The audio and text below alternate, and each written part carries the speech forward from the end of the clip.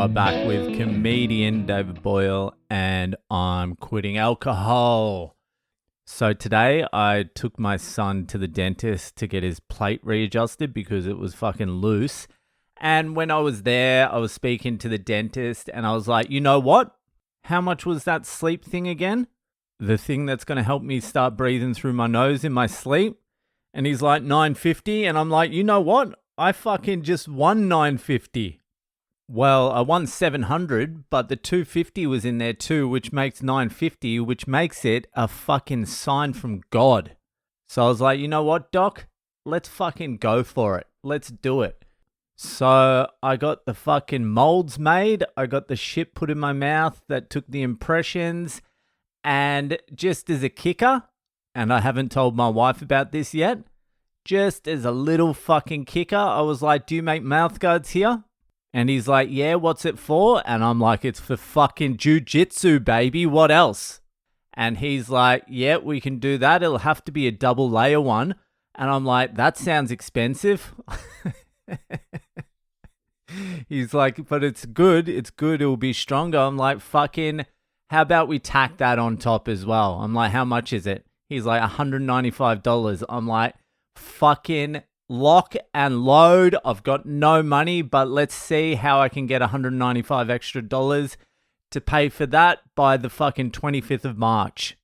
I've got 3 weeks to do it. I think I can fucking do it. So now the Boyle has some sort of like sleep apnea device coming. A double lock fucking, it's called a TAP 3. A Thornton adjustable positioner, TAP 3. And everywhere else I was looking for it, it's like $2 or $3 grand. So my man does me deals and I do him deals. I take the whole family to his fucking joint. All of us have fuck teeth. He knows. He knows he's got some fucking good business to come. He's had a look in my mouth and he knows I'll be back. So now that money's out the fucking window. Easy come, easy go. That's what they say, isn't it?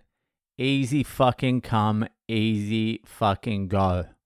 But I need this. It's become an epidemic. I'm fucking not getting deep sleep. My chest is like, I don't know. Maybe it's emphysema. Maybe it's not. Maybe it's because I'm breathing with my mouth open. Who cares? It's going to cost $950 to figure out. I'm rolling the fucking dice. You just got to keep trying shit. So that comes on the 25th of March. I was out of the cranes yesterday. I had a win on the punt. I was out of the cranes for an extra week, and fucking 24 hours later, back in the cranes. I did a fucking Jenny Diaries today as well. Fucking, it's a cracker. We had my man, fucking Red. Wilhelm Red. Now that cunt's lived a fucking life. 10 tours of fucking duty. A US Army Ranger fucking elite, a jiu-jitsu fucking machine, and he tells the story about how he got fucked up on the train tracks. There's going to be photos to that one as well. Wait till you see the fucking photos. I mean, I had to bring the big guns in after Kev's episode. A normal person couldn't have topped Kev's episode, so I had to bring in the fucking military. So that will be out tomorrow with some real graphic fucking photos. So if you want to hear that episode, jump on the Patreon, head to boylecomedy.com. The link's there. You know the drill. Also, a shout out to a few people that fucking joined the Patreon yesterday. I fucking love you cunts. Seriously. It's fucking blowing me away. And I'm showing the missus as well. I'm like, look, cunts are joining. She called me from the bedroom the other day. She's like, hey, I found a rigger's job. They're looking for riggers. I'm like, so? So what? She's like, come look. I'm like, what do I need to fucking look at? Look at this. The Patreon. Fucking trying to find me a job? Anyway, fucking shout out to my man, fucking Floris de Reuter. Some of these names I have no fucking idea how to pronounce, but I think that's right. Floris de Reuter. He joined because he wants to hear the Bitcoin fucking shit I'm going to do for the Patreon. I'll have the Bitcoin stuff out this week. And James McHale, fucking Jim Bob. Thanks, lads, for joining. Anyway, let's fucking move on. It's Ask Boyle time. It's Ask Boyle time.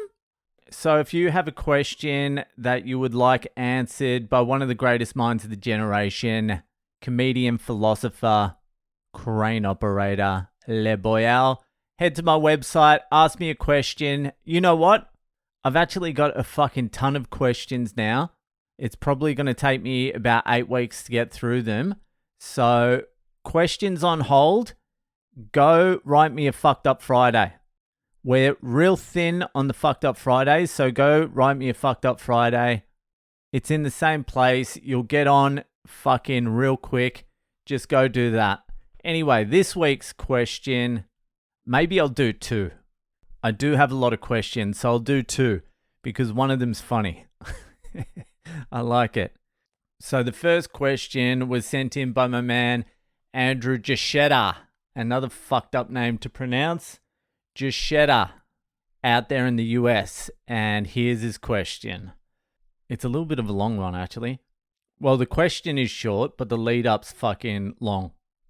I've been a lifelong hunter, been shooting guns since I was 8 years old. I'm from the USA. Always worn ear protection and been safe, even when I had a substance abuse problem. That's very responsible of you. I never mix substances and guns. I swear to God, some of the listeners of this podcast. I went duck hunting with some friends in the first week of December 2023. There were more ducks than I've ever seen. I got excited and left my ear protection in my pocket. I shot 25 shotgun rounds before I realized that my ear protection was still in my pocket. I've had tinnitus in my ears ever since, and that's accompanied by daily migraines. I've spoken to some doctors about it, and they told me that it's most likely permanent. The migraines are a daily pain, and the non-stop sound of tinnitus, or tinnitus, I think it is in the US, triggers depression like I've never experienced before. The crazy thing is that it doesn't seem to actually impact my hearing. I feel like I can hear just as good as always. It doesn't impact my actual health, but it's having a pretty big impact on my mental health and social interactions. What advice could you give to someone who has to accept they now have a permanent medical condition? Well, Andy J, you have come to the right place, because I've had to come to terms with the fact that I have a permanent medical condition. My rib is fucked. My daughter gently knocked her head on it the other day and it hurt like absolute fuck. But I'm going to go back to jiu-jitsu tomorrow regardless.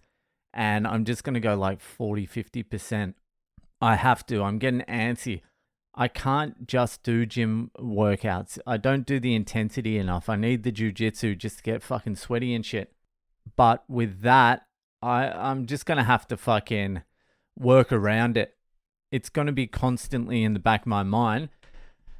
However, you're lucky you've stumbled across this podcast and asked that particular question, because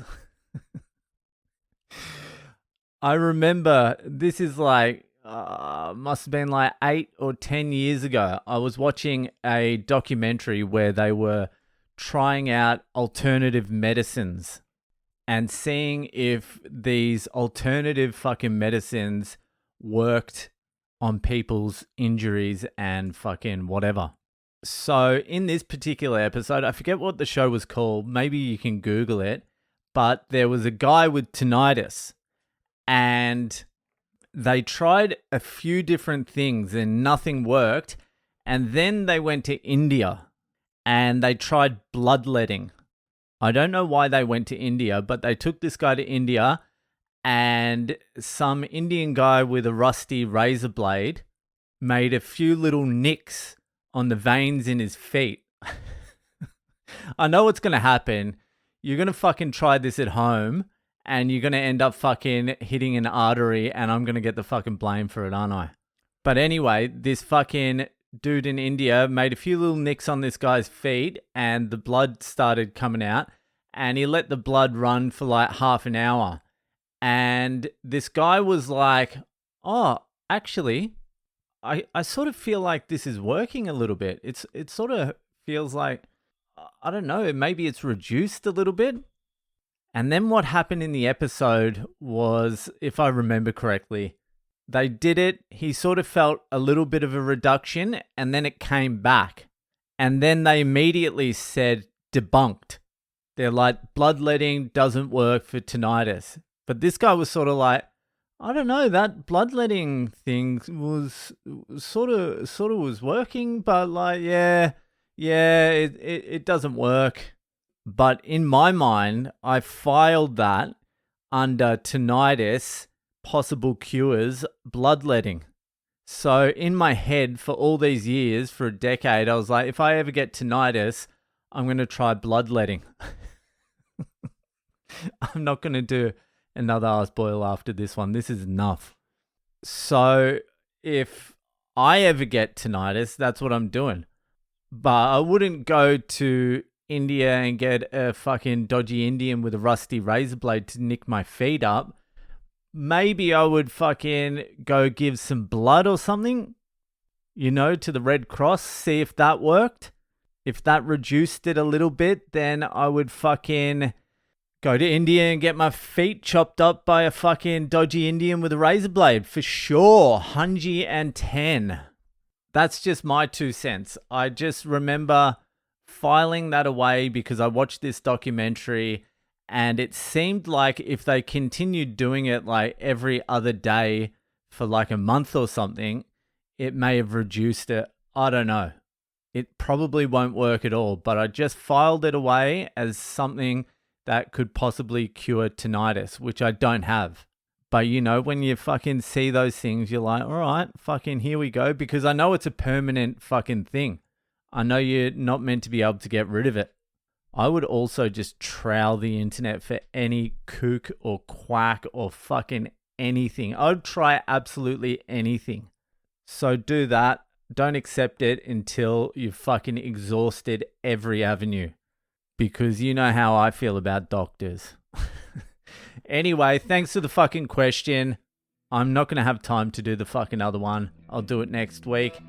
That'll do for today, and I'll see ya the fuck later.